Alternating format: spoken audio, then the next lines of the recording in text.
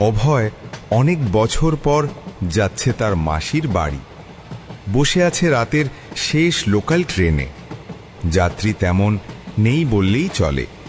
নিরিবিলি কামরায় তার পাশে বসে আছেন এক ভদ্রলোক, সাদা পাঞ্জাবি পরিহিত, চুপচাপ জানলার বাইরে তাকিয়ে।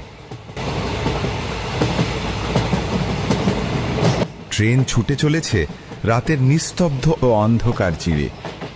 ট্রেনের একটানা শব্দ আর দুলনি, আর বাইরে ঘন কালো অন্ধকার।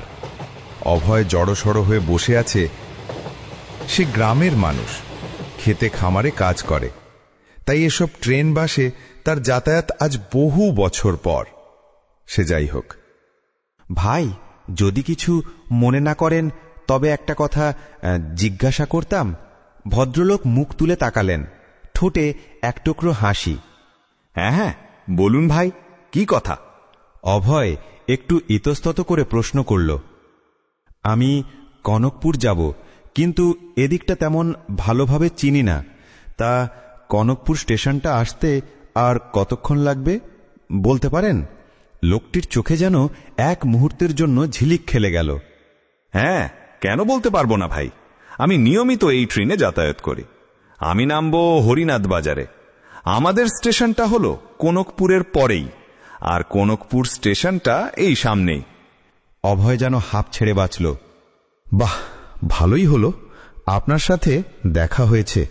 বাসে উঠলে না হয় কন্ডাক্টরকে ঠিকানা জিজ্ঞাসা করা যায়, কিন্তু ট্রেনে তো সে সুযোগ নেই।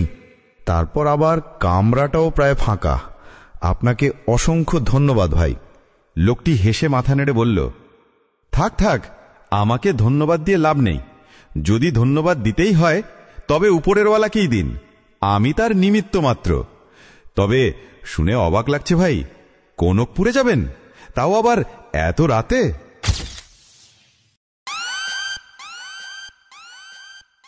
কি করতে যাচ্ছেন ওখানে? আপনাকে তো সাধারণ মানুষই মনে হচ্ছে। তা মাথায় কি কোনো পাগলামি চাপল নাকি? অভয় একটু বিরক্ত হলেও শান্তভাবে উত্তর দিল, আপনার কথা কিছু বুঝলাম না ভাই। সেখানে আমার মাসির বাড়ি, আমি বেড়াতে যাচ্ছি। লোকটির মুখের ভাঁজ গভীর হল। কিছুক্ষণ চুপ থেকে সে যেন নিজেকেই বলল, হ্যাঁ, হতে পারে। দু এক ঘর লোক হয়তো এখনো টিকে আছে। তবে সত্যি বলতে গ্রামটা এখন প্রায় ফাঁকা, লোকজন আর তেমন নেই।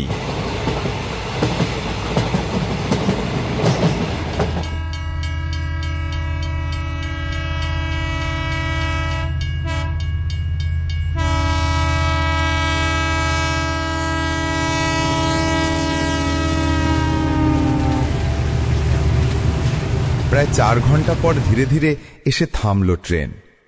অভয় সামান্য উৎকণ্ঠার প্রশ্নবিদ্ধ মন নিয়ে ট্রেনটি থেকে নামল।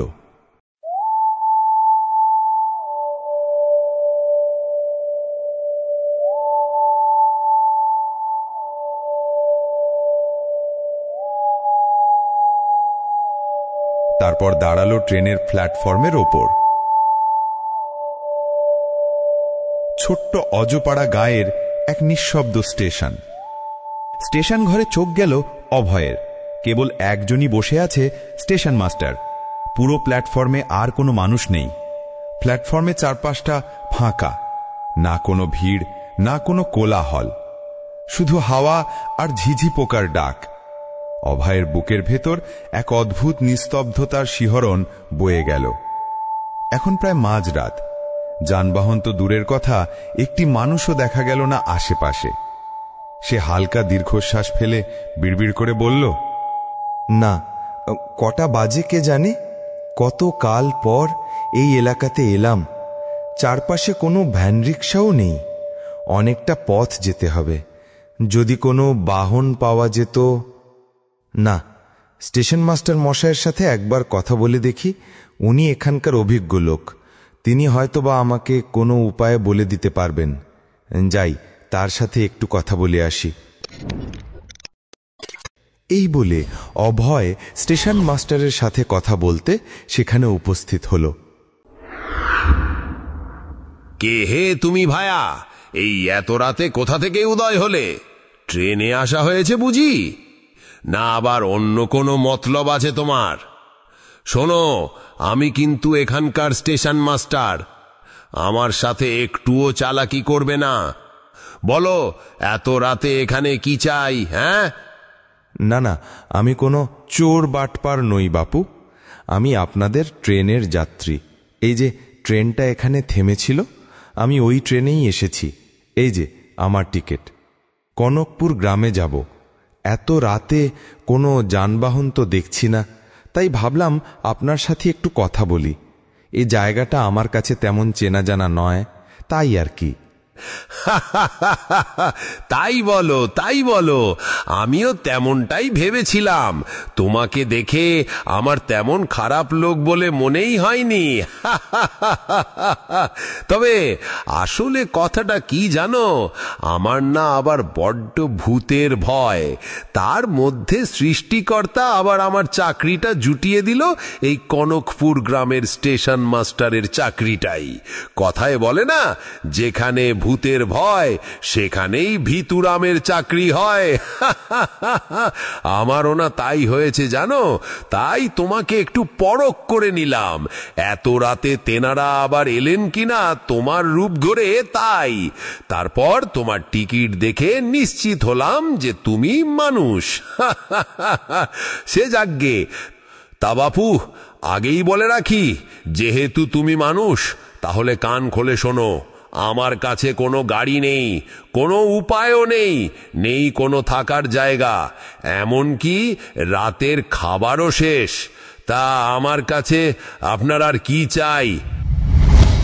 কনকপুর সে বহুদূর। কথা না বাড়িয়ে জোরসে হাঁটা লাগাও। দেখো শিকে ছেড়ে কিনা। আমার বড্ড ঘুম পাচ্ছে, আমি এখন ঘুমাবো। রাতে আর ট্রেন আসবে না, আমার এখন ছুটি। অভয় মনে মনে বলল, বাহ বাহ, এ তো আচ্ছা লোক। একগাল কথা বলে আমার প্রায় 30 মিনিট নষ্ট করল। তারপর লবডঙ্কা। ওর ভাগ্য ভালো যে আমি মানুষ। যদি ভূত হতাম না, তবে গলাটা একেবারে টিপে দিতাম আচ্ছা মতো। অভয় তারপর কোনো কথা না বলে সোজা কনকপুরের পথ ধরে হাঁটা শুরু করল। আর উপায় কি, হেঁটেই যেতে হবে। অচেনা বা অল্পই চেনা সেই গ্রাম্য পথ ধরে অভয় ধীরে ধীরে হাঁটা শুরু করল। রাতের বাতাসে এক অদ্ভুত শূন্যতা, চারপাশে অন্ধকার গাঢ় হয়ে ঘনিয়ে এসেছে। কত বছর পর এলাম, বাবা, চারপাশ যা অন্ধকার, তাতে তো এমনিতেই ভয় করছে। আর কোনো লোকও নেই যে কিছু জিজ্ঞাসা করব। প্রায় 1 যুগ কেটে গেছে সে এই দিকে আসেনি, তাই পথ চিনতে বেশ কষ্টই হচ্ছিল তার। রাত তখন গভীর। আকাশে আলো করে জ্বলজ্বল করছে চাঁদ। আকাশ জুড়ে অগণিত তারা জ্বলজ্বল করছে। চারপাশ নিস্তব্ধ, শুধু দূরে কোথাও ঝিঁঝি পোকার একটানা ডাক। চাঁদের আলো থাকলেও তাতে আর কতটুকু অন্ধকার দূর হয়। তাই সমগ্র গ্রাম্য পথ জুড়েই আঁধার, এমন যে নিজের ছায়াটাও ঠিকমতো বোঝা যায় না। ব্যাপারটা কি হলো? মাসির বাড়িটা তো এই পথেই কোথাও হবে না। যতটুকু মনে পড়ে তাতে আমি ঠিক পথেই এসেছি। না না, পথ তো ভুল হবার কথা নয়, কিন্তু মাসির বাড়িটা গেল কোথায়? যেদিকে তাকাই শুধু ঝোপ জঙ্গল। না, কতদিন আগে একদিন এসেছিলাম মায়ের সাথে, বোধহয় পথ ভুল করেছি। এতটা পথ হেঁটে তারপর ট্রেনে চড়ে শরীরটা বড্ড ক্লান্ত লাগছে। তার চেয়ে বরং আশেপাশে একটু খুঁজে দেখি কোথাও কোনো থাকার জায়গা পাই কিনা। তাই করি। এই বলে অভয়ে আবার হাঁটা শুরু করল। সে বহু বছর পর এই গ্রামে আসলো। মায়ের কড়া নির্দেশ যে মামা মারা গেছে, মাসি একা পড়ে আছে, সে অনেক বছর আগে থেকেই, তুই গিয়ে তাকে নিয়ে আসবি। কিন্তু ট্রেনটা এলো দেরি করে। লোকাল ট্রেনের এই একটাই দশা। গ্রামের বাইরে অদ্ভুত এক ছোট্ট স্টেশনে দাঁড়িয়ে গেল। অগত্যা নেমে যেতেই হলো। সন্ধ্যের পর প্রায় অচেনা একটা জায়গাতে এসে নেমে পড়া। অভয় এই গ্রামের পথটা ঠিকমতো চেনে না, তার উপর এত রাতে। যদি কারোর দেখা পেতাম অন্তত পথটা জেনে নিতাম, কিন্তু চারপাশ ফাঁকা, শুধু অন্ধকার, ঝোপঝাড় আর শেয়ালের মৃদু ডাক। এছাড়া কোথাও কোনো মানুষের চিহ্নটুকু তার চোখে পড়ল না। অভয় অনেকক্ষণ হাঁটার পর হঠাৎই দেখতে পেল অন্ধকারে বিশাল এক অতি প্রাচীন জমিদার বাড়ি। ভাঙাচোরা হলেও জমিদারি ঐশ্বর্যের ছাপ যেন এখনো মুছে যায়নি। বাহ, জমিদার বাড়ি! শোনা যায় এদের কাছারি ঘরে পথিকদের থাকতে দেওয়া হতো। তবে এই বাড়ি তো এখন জনমানব শূন্য মনে হচ্ছে। সে যাই হোক, আগে তো ভেতরে যাই, তারপর না হয় সব বোঝা যাবে। সে ভেতরে প্রবেশ করল।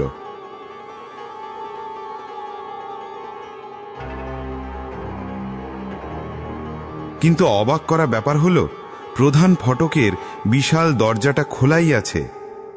অদ্ভুত এক ঠান্ডা হাওয়া ভেতর থেকে আসছিল। গা শিউরে উঠলেও অভয় সাহস সঞ্চয় করে ভেতরে ঢুকল।